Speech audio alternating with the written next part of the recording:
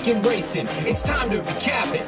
And who better to do it than Michael and Magic? Two bros/pros who cover the highs and lows of racing around the globe on every one of the shows. Real fans look forward to these guys and their last thoughts, cause they know they're not talking out of their royal ascot. What they say makes sense. So ladies and gents, sit back and relax as Blinkers Off presents The Magic Mike Show, where you hear the experts speak. The Magic Mike Show. Tune into the show every week. The Magic Mike Show. You can trust the show is the bomb because it's being brought to you by RacingDudes.com. What's up, everybody? It's Magic with RacingDudes.com, back for another episode of The Magic Mike Show. And with me today, Aaron Halterman, the Racing Dudes. How you doing, sir? I'm great. I was excited. Well, I wasn't excited to hear that Samich wasn't here, but I was excited that I was the fill-in. So, yeah, I'm pumped up. I was glad that you texted me this morning asking if we were doing a Magic Mike Show episode because Mike, if you don't know, Mike is traveling. He's off this week. He's with his family, kind of revisiting their old stomping grounds. He used to live in California, so he and his wife and their daughter are kind of taking the week to travel and enjoy themselves, which is much deserved for him because I know how much he busted his ass for the Belmont Stakes. Congrats to everybody if you cashed in with the bombs on Friday and Saturday, and it was a pretty damn good day for him. But yeah, I'm glad that you texted me because I was going to ask you, and then I know how much of a taxing weekend you and your body had in New York, so I was a little hesitant. I didn't want to force you or make you feel like you needed to jump on, so I'm happy to see you. Tell everybody about your weekend with the Belmont.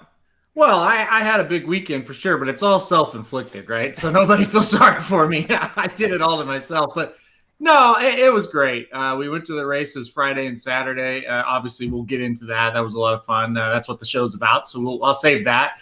It was cool. We stayed with Paul and Monique, our good friends, and Paul took us into the city Friday night. We drank on a rooftop bar right across from the Empire State Building. So that was pretty awesome. Yeah. And then Saturday, just kind of chilling out and really chilling out after the races. We were pretty tired. And then we went kind of to the Hamptons and kind of ate on the shore before we had to fly out yesterday. So it was a great weekend. Hats off to Paul for coordinating everything. He's kind of the CEO of the whole thing when we go up there. So it was great. I was jealous. It looked like you guys were, especially the Hampton shot. That was the thing that made me honestly the most jealous was seeing that, because sitting by the water, drinking and just basking in the sun and relaxing, especially after you've had such a emotional roller coaster of a weekend and especially a Saturday that we'll get into in a little bit. Yeah. That just had to be like the little bit of a cherry on the top. So I was real glad that was a good one for you guys. Yeah, it definitely was nice on that Sunday to kind of relax because, like you said, and we'll get into it. It was kind of a ride on Saturday, and thankfully there were some highs. I thought for a long time we were just on the dips and we weren't going to go up. But it was great. It's New York, a very unique place where you can, drive an hour and be in the city, and it's the biggest, city in the country, and it's just craziness. And then you drive out to the Hamptons, and it's just chill, relax, and there's a beach. So very unique, yeah, for sure. Well, on today's show, we're going to be doing a look back at the normal Magic Mike Show Monday, which is to look back at the weekend and kind of understand, not just talk about what happened, but from a betting perspective, what we can take as a lesson moving forward. We're going to do it a little differently today. I had got this idea after the second stakes race on Saturday. We're going to do a one burning question. So for each stakes race, I have one burning question for Aaron and I to answer here. So I'm excited to get into that, a little different format. We'll test it out, and if it works, maybe we'll carry it forward. But Aaron, you know how this goes. Before we get into it, what's the best thing that you saw this weekend? Yeah, for me, it happened today, and this was kind of a shock and kind of not. I heard some rumors, but Oakland announces they're going to start their meet on December 3rd. Coming up, their new meet coming up. I guess we'll now say 2021-2022. Starting on December 3rd and going to run through the Kentucky Derby. Going to run Friday, Saturday, and Sunday. I love it. And I know immediately, Magic, you were like, ooh, winter. They have a lot of cancellations. Their cancellations come in February usually. January, they usually get all their races in. So I think it'll be fine. I mean, obviously, it'll be a little colder. But really, that snow comes in February, it seems like, in Hot Springs. So it's great. It also bridges a gap when you think about it. Churchill Downs ends the last week in November, and then we can roll right into Oakland in December. And Oakland, they don't run 2-year-old races because they start in January and end before the 2-year-olds get going. Yeah. 2-year-old racing at Oaklawn Park next year in December. That was in the press release. They were very excited about it. So more Oaklawn is always a good thing, and this is a great thing here. I never thought about the fact that they would now be able to run 2-year-old races Yep. at Oaklawn, which is historically, has that ever happened? Have they ever been able to do that? Not to my knowledge. I mean, I'm sure you go way back when, sure. But 2-year-olds, since I've been following Oaklawn, weren't even allowed on the grounds. You couldn't even bring them in and have them train there. So it's pretty exciting that we get a month of racing there where the 2-year-olds are going to be on the ground. And those 2-year-olds are going to be getting ready for their 3-year-old series, So it's completely new for Oaklawn. And that's just awesome. Like you've basically added 6 weeks to their season. Fantastic. It's got to benefit the people who have a lot of Arkansas breds. Like the Arkansas bred program, you've got one track and you've got like a 3-4 month window in which to capitalize. So now that you're extending that, you can kind of get a little bit more out of that because they have very lucrative purses. I mean, everything at Oaklawn is a lucrative purse, but especially for those horses running state bred, I mean, that's great for just that state bred program because now you can let them run a little bit longer against their own kind before you have to go to Prairie Meadows and face the Iowa breds or Kentucky, wherever you want to go. So that is pretty good news. And I'm glad that you explained to me about the weather thing because after this past year when you saw Keep Me in Mind missed 3 weeks of training because he was based at Oaklawn and then the weather delays, and then the mix up with the Southwest and the Rebel being on top of each other, that's pretty good to see. Best thing that I saw is it's about a week in the making. Have you heard of this app called Pluto? Like the planet but not the planet? Okay. No. It's kind of like a Bizarro cable, but it's free, where they have a ton of channels where you got a bunch of movie channels, you have a bunch of news, entertainment, sports, kids shows, and they just kind of run on repeat. And none of it's new. It's all stuff that they're pulling from other channels, and sometimes they go way back. There's one channel that is specifically dedicated to Star Trek The Next Generation. It's just every episode in order, 24/7. They have one that's it's like a Nick Teens where they, not all the time, but sometimes they'll play the old game shows like Legends of the Hidden Temple, Double Dare. They'll play those on a repeat. Those are fun. The best thing, there is a 24/7 channel dedicated to the American Gladiators. Do you remember? Did you watch American Gladiators in the early 90s? Oh, we loved it. Oh my God. My brother and I would watch it for hours. Okay, so there is a channel that is 24/7 reruns of the American Gladiators, which ran for 7 seasons, which I didn't know, but I was obsessed with it. I remember in college, I got ESPN Classic in the dorm room, and that was when there was a 3-year period where ESPN Classic was constantly. Oh my God! I was like, this is the greatest show ever. Well, now it's on 24/7, which means it's on in the house pretty much 24/7. Anywhere in the house, there's a TV that's probably playing American Gladiators on it, and it's really fun because if we've got the 1-month-old, so we would be feeding him, or there's a lot of times where we can't focus on a TV show like we used to be able to, so we just need something kind of on.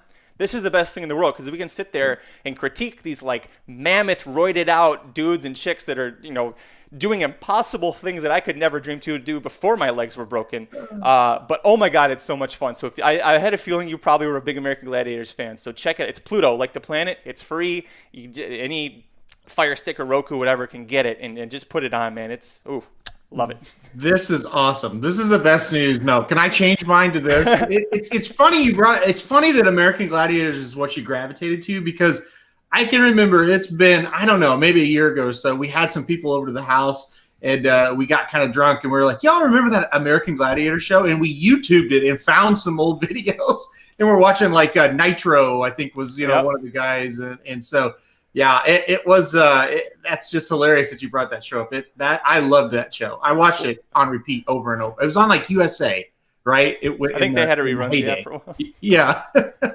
They're the cast of the male gladiators that they use. Their names. It reminds me a lot of Dodgeball when Ben Stiller's introducing the global gym. He goes, "We got Laser, Taser, Blazer."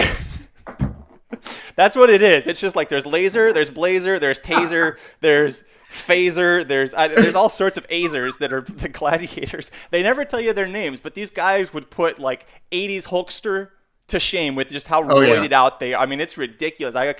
I kind of want to and kind of don't want to do it. Where are they now? Because I got a feeling most of them, where are they now, is maybe 6 feet under.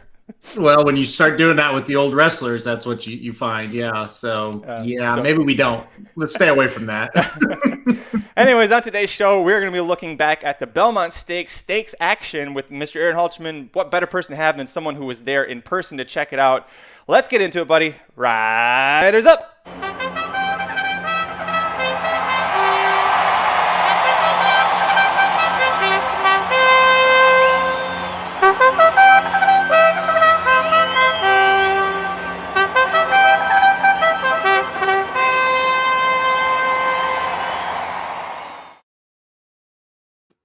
All right, Aaron, first race we're going to take a look at is the Woody Stevens Stakes. This was race 3 on the card Saturday at Belmont Park. And boy, if this was a sign of things to come for the day, there couldn't have been a bigger one for us.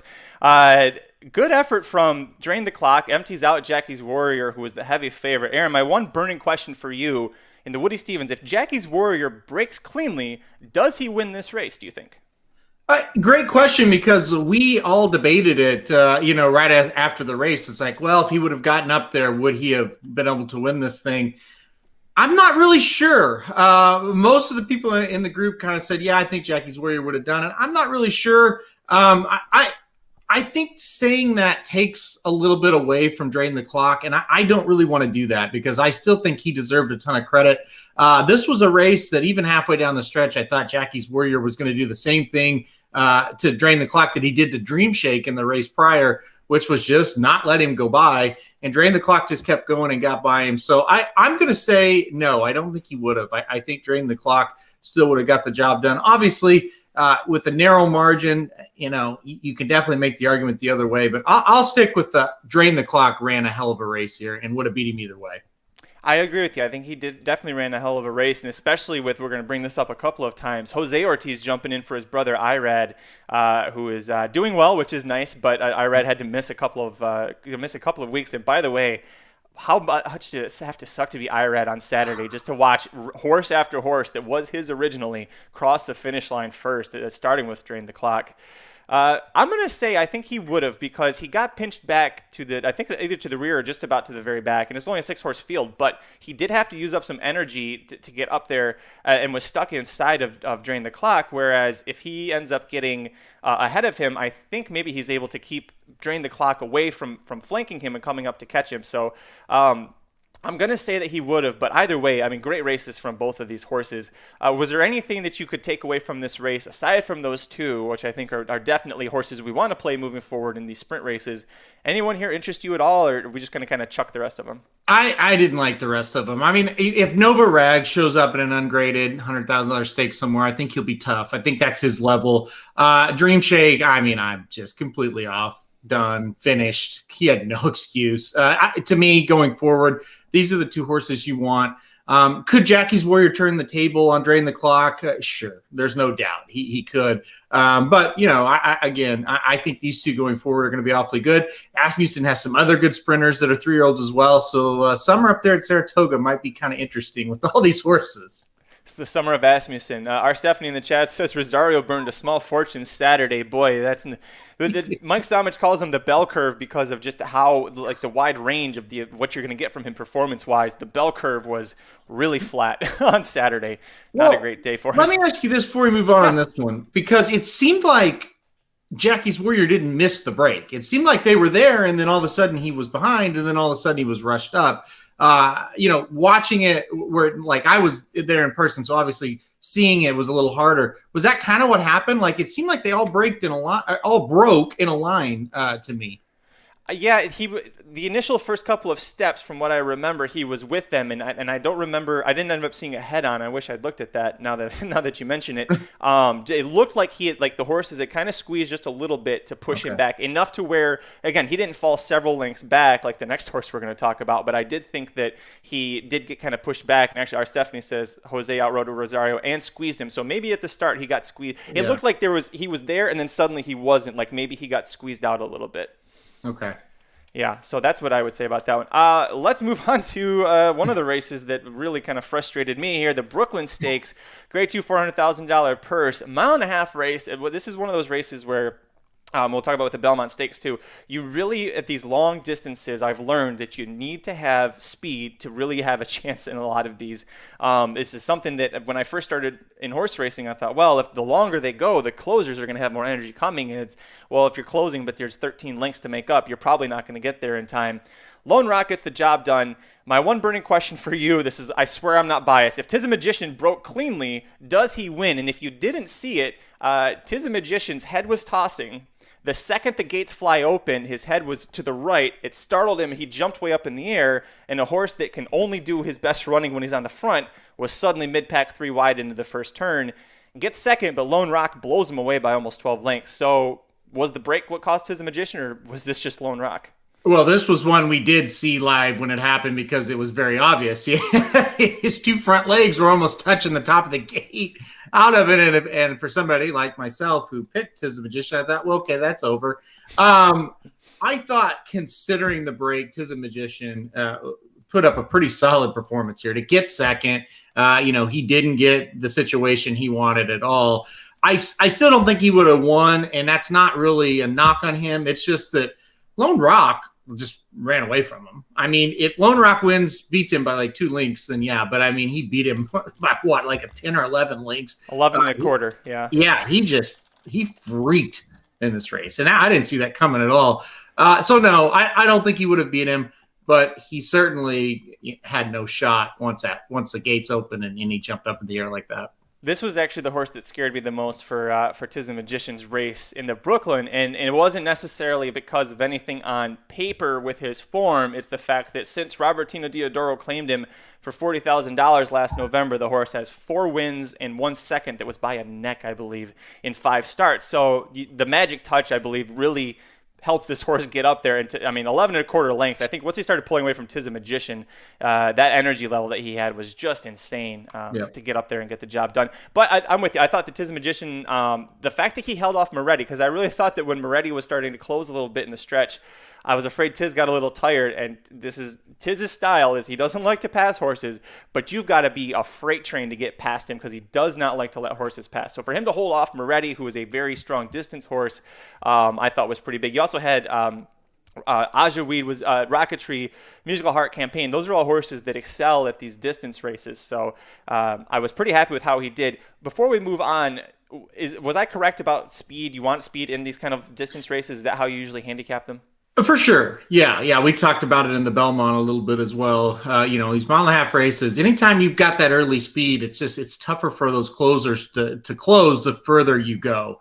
And that's the case, especially on the dirt. On the turf, maybe not so much because horses with big turns of foot can still make up that ground on the turf. But on the dirt, going long, you want speed. That's why I picked Tiz the Magician in this race, because I thought he could get out in front of these horses. And like you said, I'm not going to say you have to be a freight train to pass Tiz the Magician, but you have to put up an effort. He will dig in and make you earn it. But he never got that chance. I think Lone Rock probably would have went by him even if he got that chance. But, you still, you want to see your horses get the trips, and he certainly did not get his ideal trip here. I'm curious to see what they do with Tiz. I haven't heard if he's going to come back to California or if they're going to try and aim for something like the Suburban, which I think could be pretty fun for him going a mile and a quarter. Because, Tacitus is going to finish second, so who's going to win that race? We'll throw our hat into the race here. Let's move on to the next race here, Aaron. The Grade 1 $500,000 Acorn Stakes, 3-year-old fillies going a mile, one-turn mile. Search Results gets the job done. The 4-5 favorite, and I thought that this was a pretty this is what I expected from this race. I think a lot of us did because she was a heavy favorite. The question is not going to be about Search Results, however. It's going to be, is Malathat now firmly entrenched as a 3-year-old filly division leader heading into this summer? And the reason I asked that, she's undefeated. She won the Kentucky Oaks, and Search Results put up a hell of a fight to finish second to her in the Oaks. Surprised a lot of us. Is Malathat the current top 3-year-old filly? Yep, I think she's really cemented that without even showing up Saturday, because Search Results I thought was pretty workmanlike here. Like, this wasn't like a jump off the screen effort, but she didn't really have to do that. She was pretty much better than the rest of them. Obligatory, very nice late run to get into second, no question. But I think it was clear Search Results was the best horse, and she put up quite a fight against Malathat, but in the end, Malathaat was able to wear her down and kind of pull away. And the problem now for search results is I think if she could catch Malathaat at like a mile and a 16th race, she might beat her. But Malathaat's not going to enter races like that. It's going to be a mile and 8th or longer, and that's where search results are going to have to turn the tables. It's going to be tough. But yeah, I definitely think Malathaat firmly the top 3-year-old heading to Saratoga. Before seeing the results of the Belmont, I was really hoping that Malathaat was going to go there. So did Paul, because he claimed her in the fantasy league, expecting that to happen. Now that we've seen what happened with the Belmont, we'll talk about it later, I'm happy that Pletcher decided to wait and target Saratoga, because now you've got the CCA Oaks. That's going to be easily hers to win. The Alabama at a mile and a quarter. Who the hell is going to be able to stand up with Malathaat at a mile and a quarter? I think she's set up to have a really huge summer up at Saratoga, but it is the graveyard of champions there, right? So someone will likely beat her unless she's as good as Songbird was. Is there anyone in the division that you think that you've seen right now that has a legitimate shot to try and challenge Malathaat when we get to Saratoga? Well, I do think search results has a shot. I am, like I said, the mile and 8th is a little concerning, but you would have to say she has a shot because she nearly got her up in the Kentucky Oaks. I think Always Karina, the stablemate of search results, who's 2 for 2 really nice wins for Chad Brown. I think that's a horse that's improving, and if they take a shot against Malathaat, and that's a big if. I don't know if they will. They might try to keep her a little shorter, but if they do, I feel like she maybe has a shot as well. So I think it's the 2 Chad Brown fillies against Malathaat. Yeah, they have a shot. There's no question, but she's going to be even money or less against those 2 horses, and she has for every right to be that. And like you said, they better beat her in the coaching club, because I think a mile and a quarter in the Alabama going to be tough. Nate, one more time, give the folks who are listening the name of that other Chad Brown filly, because I think the time to buy her stock is right now. Yeah, Always Karina. She is 2 for 2.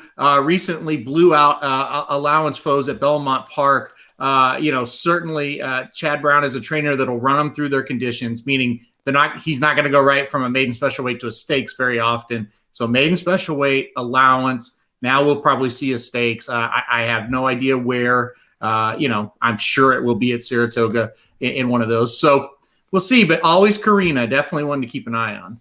She's a daughter of Malibu Moon out of More Than Ready Mare, so plenty of good pedigree here. Let's move on to a race that I still don't know what the hell to think about. The Grade 1 Diaper Stakes was first of 3 Breeders' Cup winning your in races on the day. This is for the turf sprint later. Hats off to trainer Bill Mott. Man, he had these 2 horses ready to go. Casa Creed, who I can never seem to figure out what he's going to do day to day. Chewing Gum, they complete the exact in the Diaper. Again, we're not going to talk about the winner here initially. My burning question: how the hell did Bound for Nowhere lose when he got the exact trip that all of us thought, which was he's lone speed, he should be able to go gate to wire because nobody's going to really press him. Nobody really did press him that much, and he still lost this. How did that happen? That's a great question. I guess because he's a bum. I don't know. That's what I was yelling at the Belmont. It was weird because, like I said, he got the trip. He turned for home. He started to kick clear. But you never really saw that extra oomph to make you go, okay, he's really clear. It was always like, oh boy, they're hanging in there on him. Big props to Casa Creed, a Mike Somich favorite. I wish Mike Somich was here to talk about Casa Creed. This doesn't seem fitting that I have to tout Casa Creed for him, but that horse ran just a mind-boggling, fantastic race. Not that I don't like him. It's just he was huge in this race. He was going to be tough to beat. Chewing Gum, I have no idea how that horse got second, but I don't know is the answer. I thought Bound for Nowhere did everything we thought he was going to do and just did not finish the race. And really, while he got smoked kind of by the winner and the second place finisher, he almost lost third too, which tells me he really didn't fire. The one thing that Mike likes to bring up is that looking at the chart, what happens to the rest of the speed horses. Bound for Nowhere was leading. He had Gregorian Chant and Sambier kind of lightly pressing him a little bit. It didn't seem like it was really pushing Bound for Nowhere too hard. Bound for Nowhere finishes third by a head over Stubbins. He was 2 3/4 lengths behind the Mott horses. Gregorian Chant fades to 7th. Sambier last of 9. So to me, that says that Bound for Nowhere, I think, still ran a good race. He just ran into a couple of horses that were better than he did, and honestly, just fired better than he did, like what you're saying. Yep. Yeah. Because this is a Breeders' Cup win and you're in race, did you see anything here that makes you interested in playing in the Breeders' Cup Turf Sprint, or is that too far away for you? For a race like the Classic, you kind of have things in mind. The Breeders' Cup Turf Sprint, you kind of make that up the week of the race. Like, who are you going to pick in that one? So, no, I didn't take this to go, okay, Casa Creed in a few months at Del Mar, he'll be ready, But obviously, if he keeps running those kind of races, he's going to be a short price because that was really good performance. Yeah, I'm with you. I think that the simple fact that last year we had an overseas filly beat everybody in the Breeders' Cup Turf Sprint in glass slippers tells you everything you need to know. This race is just a crap. Now, we love the Racing Dudes team. We love the Breeders' Cup Turf Sprint, but good God, it is an impossible puzzle to try and figure out. So we'll ask us at probably like mid to late October is what we're saying. We'll tell you who we like in that race. Yeah. Let's move on to the Ogden Phipps Stakes here, the second of 3 Breeders' Cup winning races. This was for the Longines Distaff. You guys touched on a lot on Blinkers Off that this was initially looking like a solid race, and then we lost Valiance, we lost Swiss Skydiver. Turned into the Latruska show. As Jared so eloquently put, she curb stomped him in this race. Brad Cox did not have a good day until the last race of the day here. Here's the thing that I'm trying to figure out. So now that she's beaten Monomoy Girl and she's beaten the other Brad Cox horses, is Latruska really the best older female on dirt? Because this is a horse that until this year was kind of a punchline for us. You would say easily would be the answer to that question. I don't think there's any doubt. And the big problem is, I think the one that is capable of turning the tables, obviously, is Monomoy Girl. And I just don't know when we'll see Monomoy Girl. And she has that head-to-head victory against her. So she easily is. And, we lost Swiss Skydiver. We lost Valence. Those 2 horses, maybe they play a factor. She kicked the ever-living shit out of the rest of them. And She Dares the Devil beat this horse in the Azeri back in March at Oaklawn. She Dares the Devil needed to jump in the back of a truck to beat Latruska on Saturday. She stomped him. She went out, she got the lead, and she took care of business. This was never in doubt. I don't know. The jockey was just motionless, I think, the whole time on this horse. I think she's easily the best older female right now. This was another Irad Ortiz Jr. special that he had to give up to Jose. Look at the look on Jose's face. She's just grinning like a mother. He knows it. That was a pretty – how could you not? When you win like that on that horse, I think he hit her once inside the final 16th just because he saw, all right, we're not going to win by 10 lengths, so here, let's just get going a little bit was the motion on that one. I think there's really nothing more to talk about with this race. You guys did a great job touching on. Also, on Blinkers Off, if you didn't catch it yet, the instant reaction that with Aaron, Jared, Paulie Walnuts, and Ricky Rockets going through. Ricky just kept calling him Paulie, and I kept thinking of The Sopranos when Paulie Walnuts, so it's killing me. Let's move on to the Just a Game Stakes, a Grade 1 race for fillies and mares going a mile on the turf. Aaron, this to me was the most frustrating race because initially, when I handicapped this for the Magic Mike Show ticket, I was all over 2 horses, Pocket Square and Blowout, both Chad Brown horses. Blowout looked literally to her name, just blows them out with her speed early. When she scratched, I cut my whole ticket down to Pocket Square and Summer Romance, who was coming overseas with Charlie Appleby with Althika, who ends up getting the job done. And man, until about the 8th pole, I thought for sure that I had stolen this with a speed horse. And then Althika comes flying up under Mike Smith, Mike Smith didn't make a mid-race move, so I'm not really sure it was really Mike Smith that was riding this horse. But what the hell happened to Pocket Square and the rest of Chad Brown runners in the Just a Game here? I don't know. They just did not show up. Pocket Square, when they turned for home, I was kind of like, okay, now she's got time to shine. And she was there. I mean, she had a shot. And horses just started passing her. It's like, oh, that's good when you're not even anywhere near the front and horses are passing you. That's a really bad sign. So I don't know. Just didn't run very well. These 2 Euros, it was just a situation where they just showed up and dominated us, right? And I don't know how Summer Romance lost this race. I mean, I thought the whole race that horse was home. And even when I saw Althika making that move, I thought, well, she'll never get there. And of course she does. And rallies up the inside, and just sneaks up there and gets the win. I feel bad for you because, I feel like you handicapped it pretty well after the scratch of Blowout. And it just didn't happen. But you kind of wonder, could Blowout have kind of changed the race and maybe put pressure on Summer Romance? Maybe both of them fade and maybe we get more closers, hit the number there. But boy, tough loss for Summer Romance. I really thought she had it. I was against Altheka only, and I love Charlie Appleby. Aaron knows this too. That's one of probably my favorite trainer, not named Richard Mandela. And I love Appleby horses when they come over. He's the one trainer that I usually be like, well, overseas horses, it's hard for them to adjust to the American style of racing. And I'm like, Appleby will bring him. He knows what it takes to win here. And I was against her, and initially against Summer Romance, because they were coming from Meydan, where you didn't have any American horses over for the turf. You didn't have a lot of horses travel there just because of COVID and the travel restrictions and everything that was happening. I didn't believe that they were facing the usual strong, tough turf horses in Meydan, and I think I was proven wrong. I think these two horses were pretty damn good to be separated by 3/4 of a length like that. Appleby said he's thinking about keeping them here for Saratoga, so this might not be the last time you see them, and for them to come and go first, second in a Grade 1 race. Godolphin, this was the first of the two big wins that they had on the day. I don't know. I think that's a good move, don't you? Yeah, I think it'd be a really good move, and I think it'd be interesting to see how they do. And was this a fluke, or are they, really legit and much better than our female turf horses?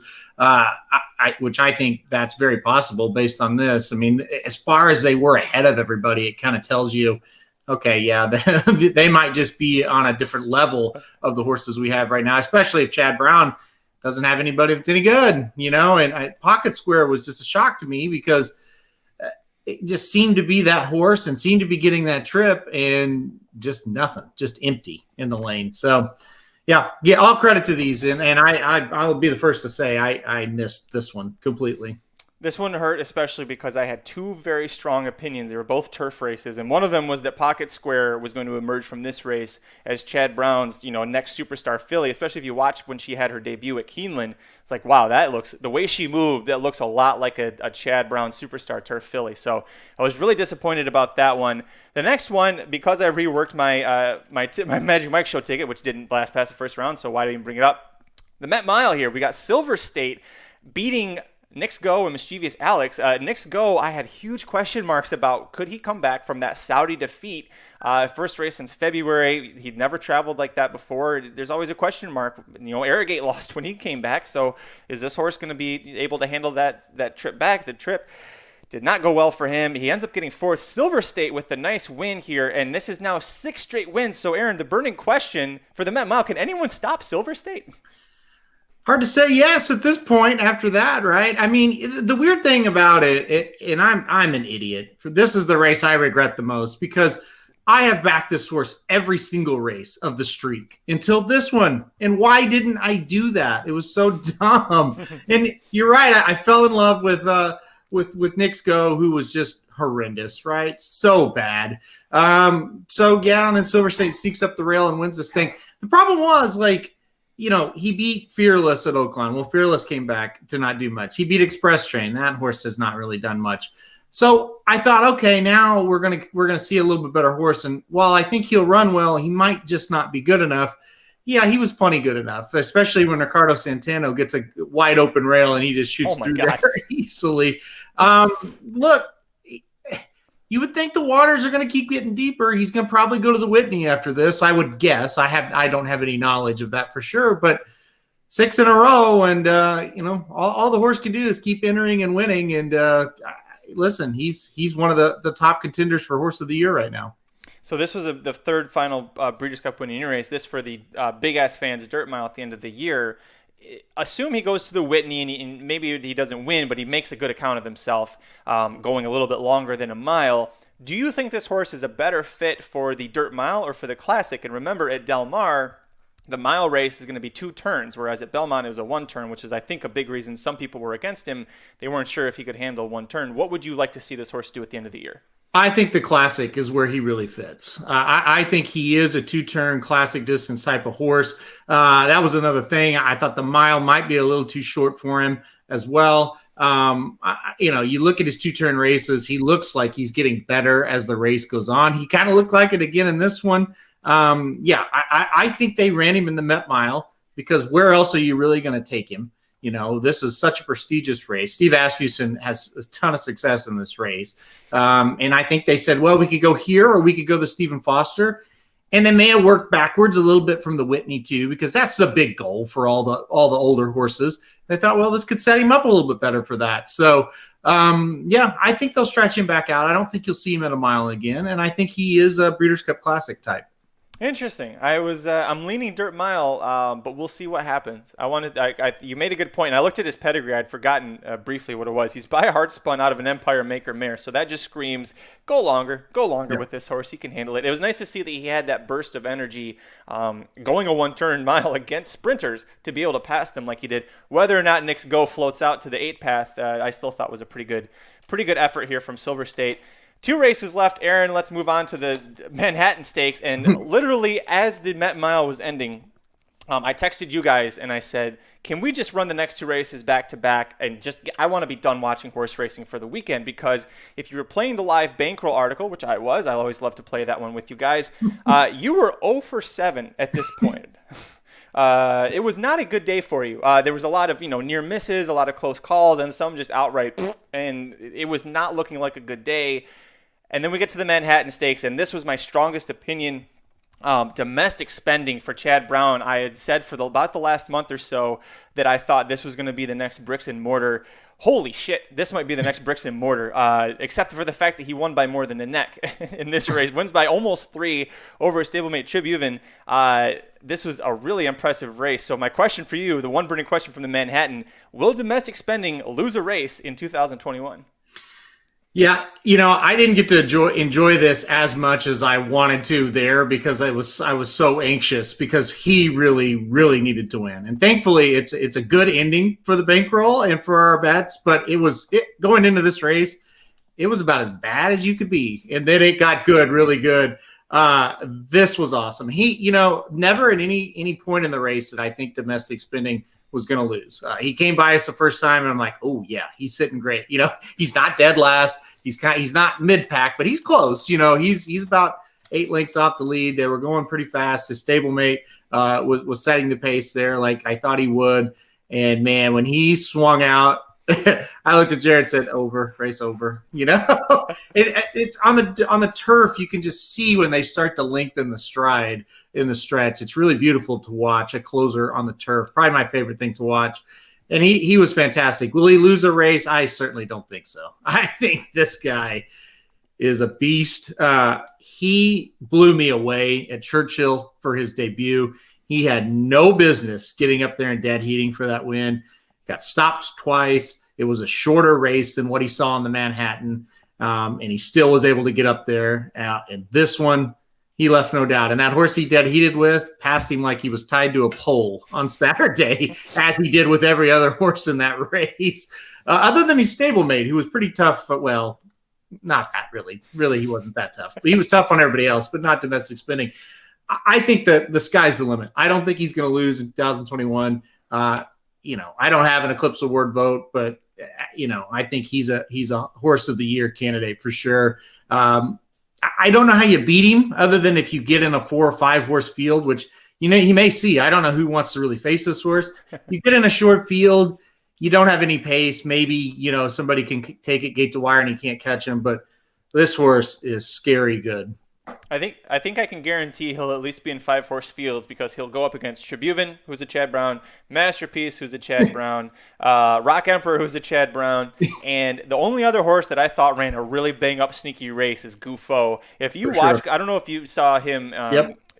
Off the far turn, he went out to the outer rail. I mean, if you watch the shot when they were showing the replay, because there was an inquiry about domestic spending when he passed Master of Foxhounds, which I thought it was David Grenning's tweet was hilarious, where he said it was the inquiry, but just to see how fast he blew past the horse. Like and that if you watch that, you see Gufo just completely right past the camera, and then he comes back into view and runs straight.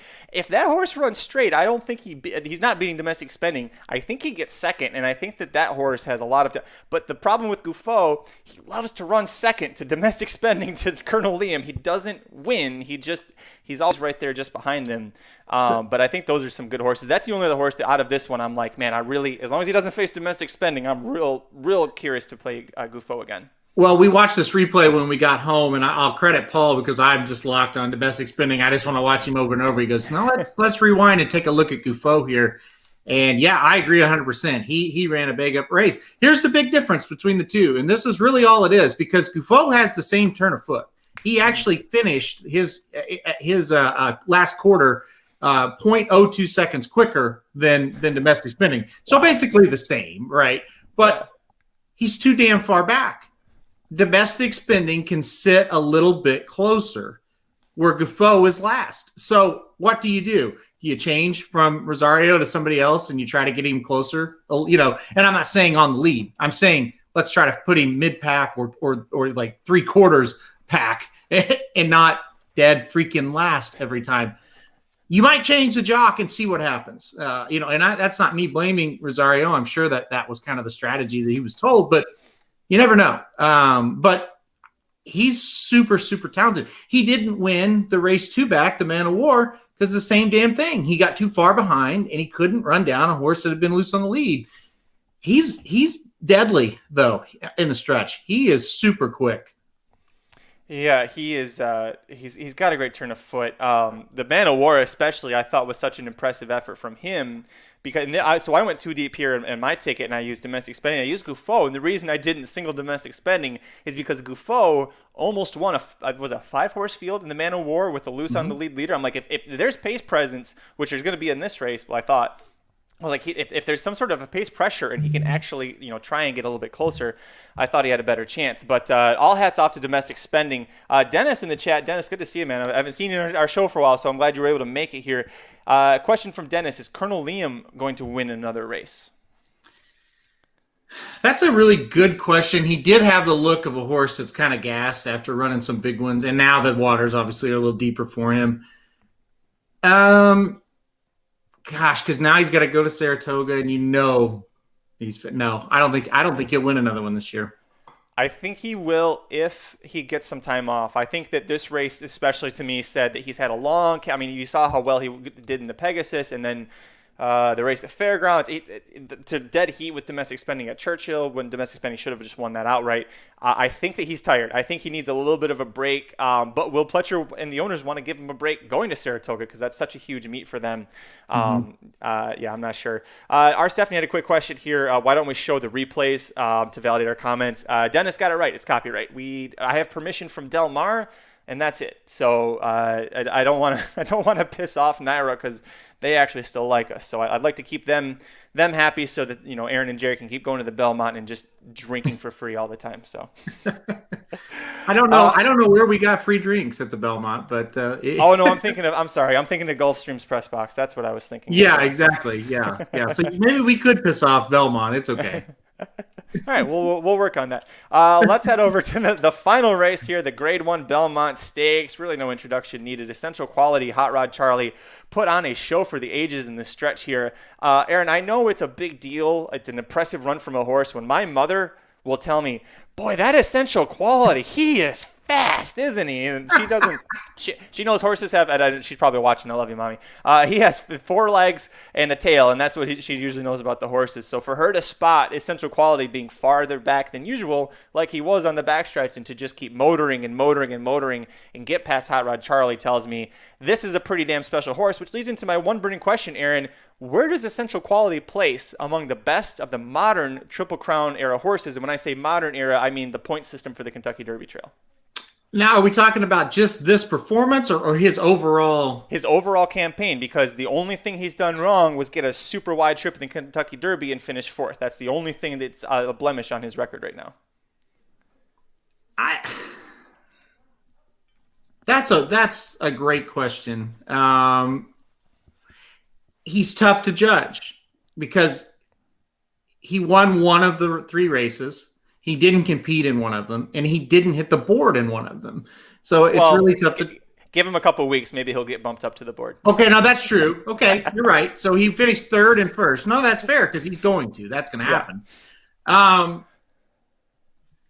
It's also hard because even though he was really wide in the Derby, I still left thinking, you son of a bitch, you should have won that race, But then you look at this race and say, that was one of the better performances I've seen in a Triple Crown race. So I guess I would rank him, I don't think he was, let's take Pharaoh let's assume that he was clean, which is probably stupid, but let's say, I don't think he's as good as Pharaoh. Let's take Justify again, same stipulation. I don't think he's as good as him. he might be right behind them. I think he's better than like a Nyquist. I'd have to rate California Chrome ahead of him because he won 2 races, and he was right there at the Belmont. I think he's kind of mid-pack. He's 4th, 5th. This performance was over the top, especially when you digest it and you think if he wasn't in the race, Hot Rod Charlie would have beaten those horses by like 11 lengths. Mm-hmm. Think about what we would be saying about Hot Rod Charlie. And this horse was able to run him down. I mean, Essential Quality deserves more credit than probably what he's getting. Yeah, and if he can build off this race, he's got a shot to have a fantastic season. Well, and let's project that. That leads into what I was thinking here. The reports after the race is that Hot Rod Charlie probably targeting the Haskell, and Essential Quality is going to target the Traverse.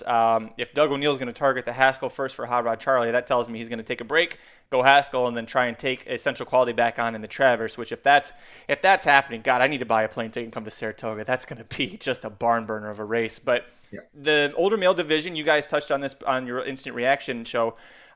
There really isn't a whole lot going on. You got Country Grammar juiced to the gills in California. You've got Max Field, who can only beat Blackberry Wine and Sonneman in Kentucky, and you got a whole bunch of question marks all over the place. So Essential Quality, you could see if he continues to progress and keep at this level. I think that when you get to the Breeders' Cup Classic, you're looking at a 3-year-old with a really good shot to at least compete against those boys, don't you think? Yeah, I think Mystic Guide, how he comes back. That's the only thing I'm really worried about because he was fantastic at Oaklawn in that prep for the Dubai World Cup, and he romped in the Dubai World Cup. But hey, when they come back from Dubai, it's 50-50 at best. So it's hard to get real excited about him because we just don't know how he's going to come back. But as far as the horses that have run in this country and run their biggest races in this country, I'll take Essential Quality over everybody because Country Grammar is fake news. He will go down to Del Mar and get smoked. I really believe that, if he even makes it. Let's face it. A Baffert horse right now, is he going to make it to the Breeders' Cup Classic? It's who knows, right? But I think Mystic Guide for sure is one to keep an eye on. And by the way, same ownership group, so they're feeling pretty good. But yeah, Godolphin's looking pretty good. I think I can't remember. This is the first American Classic that they've won. I know they haven't won the Kentucky Derby before. I'm not the historian that you are that would remember if Godolphin's won a Belmont before. Do you remember it all? If they have, I don't remember it, but they may have. I don't know that for sure. I think they've won some sort of classic because the talk after this was that Brad Cox and Luis Saez got their first classic wins. I didn't hear anybody mentioning Godolphin, so that tells me these probably happened. The rest of the runners here, Ron Bauer, 3rd, beaten by about 15 lengths there. I thought a pretty good performance from him. But I think this also showed that a big reason that I didn't want him anything to do with him in the Belmont is, he won the Preakness, and he had a really nice-looking Preakness effort. None of those horses he beat would I have remotely considered in the Belmont if they had shown up, and that includes Midnight Bourbon. So to me, Ron Bauer is definitely in that second class of the 3-year-olds, which is not a bad place to be, but he definitely also isn't Essential Quality Hot Rod Charlie. What do you think? I think with Ron Bauer, we'll look back on this and say he caught a pretty weak field in the Preakness, and his trainer did a fantastic job to make sure he was going to pop with that big race. And it was just the perfect timing of field wasn't great. Midnight Bourbon is really solid, but he's not anything close to elite. And Ron Bauer came in fresh, and they pointed for that race. And Michael McCarthy got him to pop with a big one at the right time. He came back to earth a little bit here. I think you have to give him some respect, though, for showing up. He still got 3rd. He tried. That's what he is. He's not as good as Essential Quality. He doesn't have that talent. He doesn't have that talent of Hot Rod Charlie. If he catches another field where Midnight Bourbon is the favorite, he's got a shot to beat him, but he's not going to beat these elite horses. And there's nothing wrong with being that B level because you can make a hell of a lot of money going to the Indiana Derby, the Ohio Derby, the West Virginia. I mean, there's a lot of midsummer, Midwestern derbies with big purses. The fact that he's already got that Preakness on his resume, he finished 3rd in the Belmont, which for stallion purposes is going to be huge for him as well. So nothing in defeat, but I'm with you, man. Essential Quality. Oof, what a be! I could just stare at that picture for all day. That is such a beautiful looking animal. My God. He looked great all week. That was one thing. We know some owners that have horses with Brad Cox, and we were asking about these horses, and of course he's confident in all of them. They all ran like shit, but Essential Quality. But they always would come back and say the one he's most confident in is Essential Quality. Like, he thinks he's doing really well, better now than he was heading into the Derby. And it showed. And by the way, he needed to be doing really well because it took a gigantic effort to win that race, an effort much larger than anyone probably thought. If I would have told you, Magic, because I know you were high on Hot Rod Charlie, if I would have said, hey, Hot Rod Charlie's going to run a 108 buyer today, what would you have said? Winner. And how, easy winner. By 6, probably, right? Yeah. Or 11 1/4, which was how far Rombauer was behind him. Right. And so when that race came through and you're digesting what had happened and you look at the time and it's like, whoa, that's a fast time. And you look at the chart and it's like, they were 12 lengths ahead of those other horses. It's like, this number's going to come back huge. There's no way it can't come back huge. The data was all right in front of us. So I wasn't surprised when that number came back big. But if you would have told me that the Belmont winner was going to run a 109, I would have said, you are insane. Especially since I think Rombauer's 102 was the fastest we had seen from horses that were currently, running for 2 turns. Yeah. I mean, I think Rocky World was the highest with 100 at one point, which, by the way, let's not talk about Rocky World, but go back to turf and go back to California. I think that's very clearly where he belongs. Let's talk about Rocky World for just a second. Okay. Oceanside Stakes at Del Mar. That's right. Like, yeah, there you go. He's got to go to the Oceanside at Del Mar. Right? I mean, you can't just getting back to the turf, getting back against an easier field and see what he does.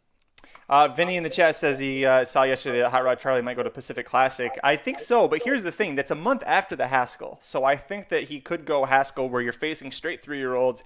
You already know Essential Quality is not going there, and if that's the one horse that can beat you, well, okay, you can go to the Haskell. Hopefully, you don't find a Baffert that, since they've welcomed Baffert with open arms out at Monmouth. That's interesting, though, because, again, getting back to what we were just talking about, Aaron, the older male division is not very strong. If you don't think Country Grammar's a lock to win the Pacific Classic, Idol's not going to show up. Idol's, they're targeting the Breeders' Cup Classic for him, so good luck with that. You could go to $1 million race against older horses and do really well and not have to face Essential Quality in the Traverse, which is going to be a week later. So not a terrible route. I think if Doug keeps his options open, that's a pretty good way to go. I think you go to the Haskell and then you kind of just read the situation. And I think you said it perfectly. And I think there's a strong chance. And again, there's a long time between the Haskell or between the now and the Travers and now in the Pacific Classic. Who's healthy at the time? Who's pointing for what? But I think there's a good chance if Essential Quality's healthy and he's still thriving, that the Pacific Classic is going to be the easier race to win. So I wouldn't blame him if he did it. And, guess where the Breeders' Cup is? Del Mar. So, hey, let's get a race over the track. I would love to see Hot Rod Charlie in it. And I think he would be the favorite in that race as it stands right now. So run out of your barn and try to win the big race out in California. Yeah, I think the Pacific Classic is going to be a pretty, especially the last couple haven't been all that great. I think the Pacific Classic this year is shaping up to be a pretty damn good one because you do have the Breeders' Cup coming there, and so you've got a lot of horses that are going to ship in and try and see how they handle Del Mar. Reminds me of, 2017 when they were there? Is that how long ago that was? Mm-hmm. Jesus, that was a long time ago. You had a lot of horses come in and try and take them, handle the Del Mar dirt, and a lot of them didn't, and they came back in the Breeders' Cup Classic and did pretty much the same thing there. So we'll see what happens. Yeah. Here's a Rombauer on the turf. I'm interested in that as well. He does have that turf pedigree, but his best races have definitely been on the dirt. So they tried him on turf to start, didn't they? Isn't that where he was? Yeah. And he did win. Didn't get a great figure, but it was also debut. And we agree. He's not beating Hot Rod Charlie, Essential Quality. It's not going to happen. So they have options with him. And you said it really well with Rombauer. You got the Preakness in your back pocket. You got that third in the Belmont in your back pocket. You can kind of get creative with him, especially with that knowledge. And his owners are pretty logical. You could tell with the Preakness interview, they kind of know he's not like amazing. So they've got a lot of options.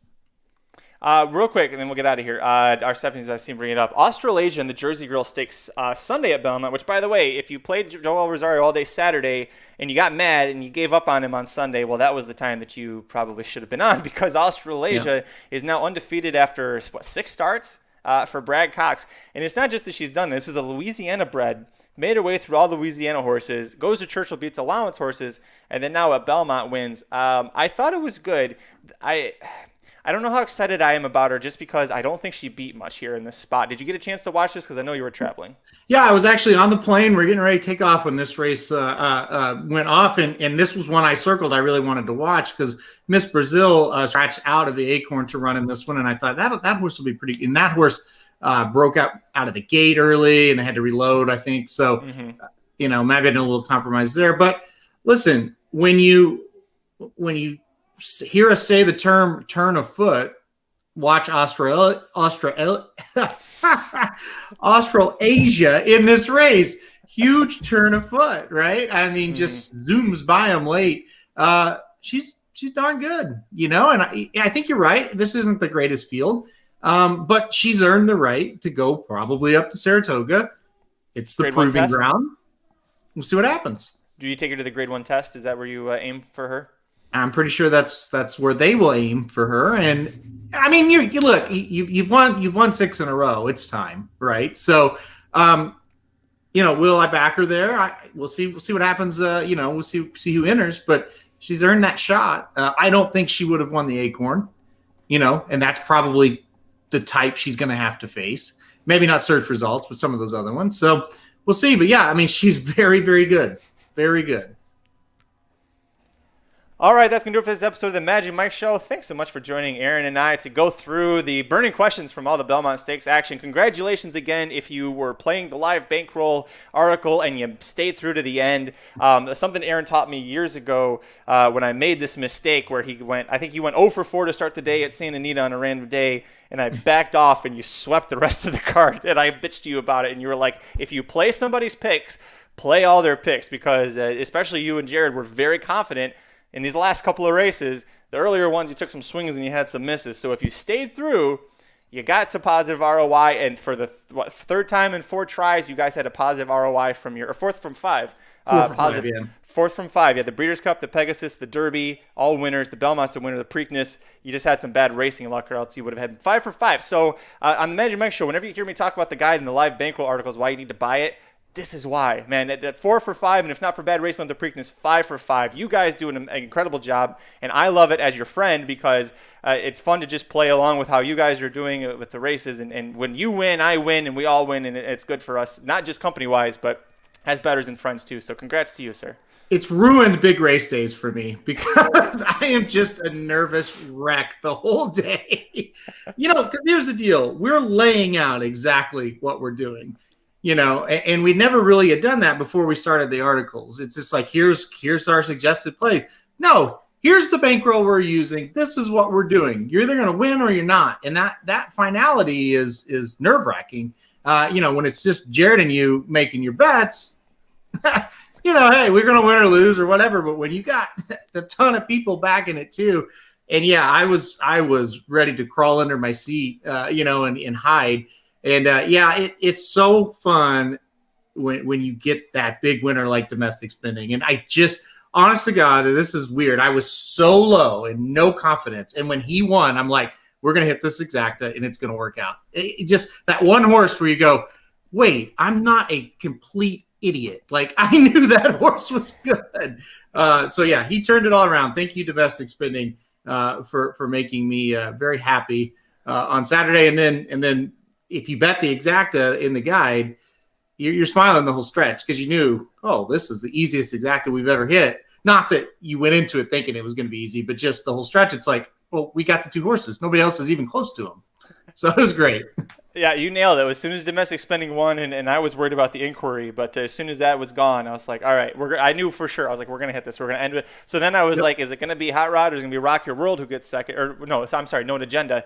And I was looking at the exacta payouts and trying to figure out how much are we going to be up by. Not are we going to be up, it's how much are we going to be up by the end of this. So we did the same thing. Jared and I were talking, and he's like, well, we're either going to be up this or this.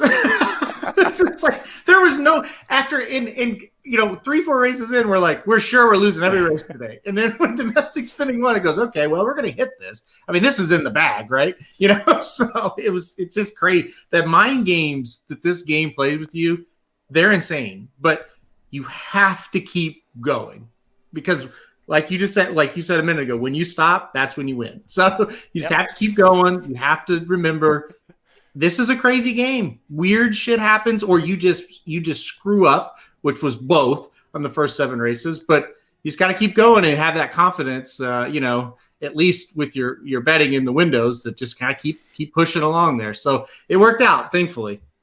Perfect. Well, thank you so much, everybody, for joining us. If you do me a favor, if you're watching live the replay, before you go, just hit the like, the thumbs up, do anything you can. It'll help put our show into more people's eyes. Make sure you check out Blinkers Off. You guys will be back on Thursday. I'm guessing probably talk a little bit more Belmont. We got a light week coming up, which I think for all of us, we're just like, thank God, we need a little bit of a break after the Belmont week. So I'm curious to see what you guys are going to do. I'm curious to see who I have on as a guest handicapper, because I'm guessing Mike is probably still out Thursday, which also means I have no idea where the hell we're going to go for the show. So make sure you're following us on Twitter. I am at Curtis Kellaward. He is at Racing_Dudes. That's the corporate account. Go to RacingDudes.com. We have the full preview or full replays and recaps for all of the Belmont Stakes Day action, as well as previews and picks. And the Fantasy League is officially over. Aaron has something special in mind here for the final post coming up later this week on RacingDudes.com. So make sure you check that out. Thank you again for joining us. Until next time, I'm Magic. He's Aaron Halterman. I'll see you on Thursday. The Magic Mike Show, where you hear the experts speak. The Magic Mike Show. Tune into the show every week. The Magic Mike Show. You can trust the show is the bomb because it's being brought to you by RacingDudes.com.